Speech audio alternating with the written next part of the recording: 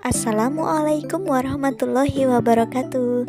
Halo anak-anak, hari ini kita sudah memasuki tema 2. Pada hari ini kita akan belajar tentang dongeng. Simak penjelasan berikut ini.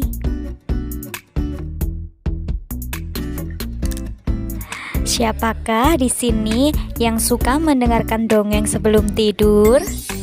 Asyik ya mendengarkan dongeng sebelum tidur. Lalu, apa sih dongeng itu?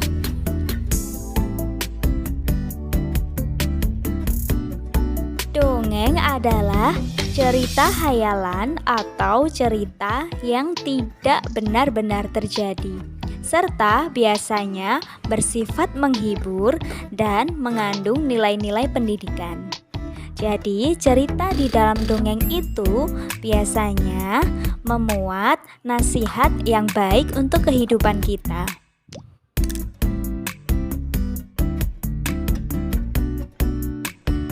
Di dalam dongeng ada unsur-unsur intrinsik. Di antaranya, 1. Tema. Tema adalah ide pokok sebuah cerita. Yang kedua, latar. Latar yaitu waktu dan tempat kejadian. Latar tempat misalnya di sawah, di sekolah, di jalan, dan lain-lain. Sedangkan latar waktu misalnya siang hari, malam hari, sore hari, dan lain-lain. Yang ketiga, tokoh. Tokoh adalah pelaku dalam cerita. Tokoh dibagi menjadi 3. Tokoh protagonis ialah tokoh yang baik. Tokoh antagonis, tokoh yang jahat atau buruk. Dan tokoh tritagonis yaitu tokoh pembantu. Yang keempat, penokohan. Penokohan yaitu watak atau sifat atau karakter dari tokoh pelakunya. Dapat diketahui dari perkataan dan perbuatan si pelaku itu. Yang kelima, amanat. Amanat adalah pesan moral yang ingin disampaikan oleh penulis kepada pembaca atau pendengar. Untuk mengetahui pesan moral, kita harus membaca dongeng berulang-ulang. Pesan moral biasanya berada di akhir cerita. Pesan moral juga dapat dilihat dari watak tokoh utamanya. Hal-hal yang harus diperhatikan dalam membaca dongeng. 1. Lafal. Lafal adalah pengucapan kata. Dalam membaca dongeng, pengucapan katanya harus jelas.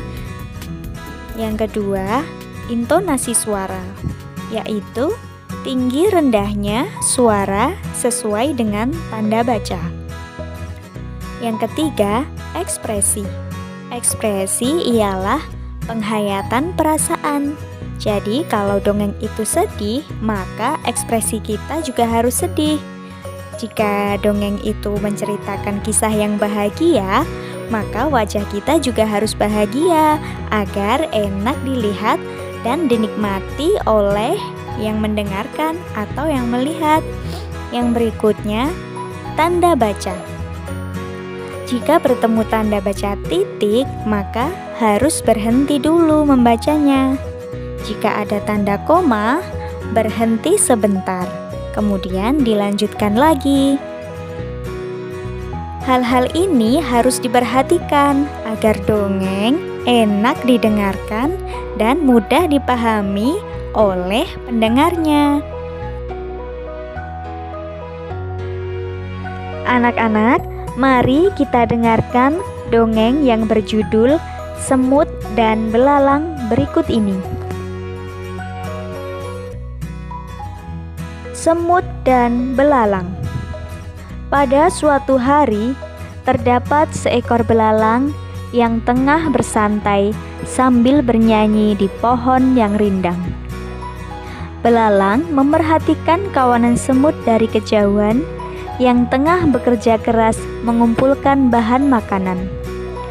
Sesekali belalang mentertawakan apa yang sedang dikerjakan kawanan semut.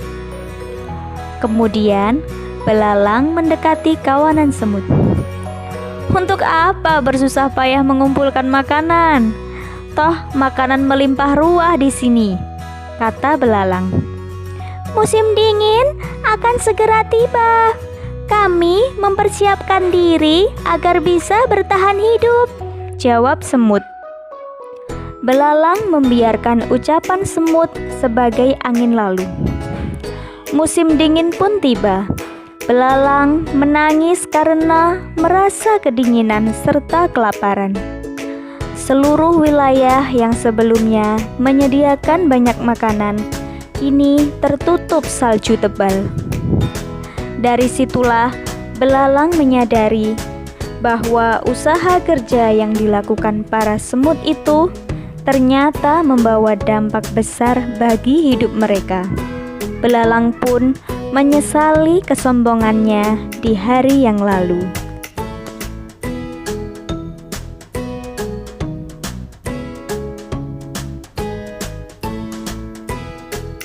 Anak-anak, setelah mendengarkan dongeng belalang dan semut tadi, mari kita tentukan unsur-unsur dalam dongeng.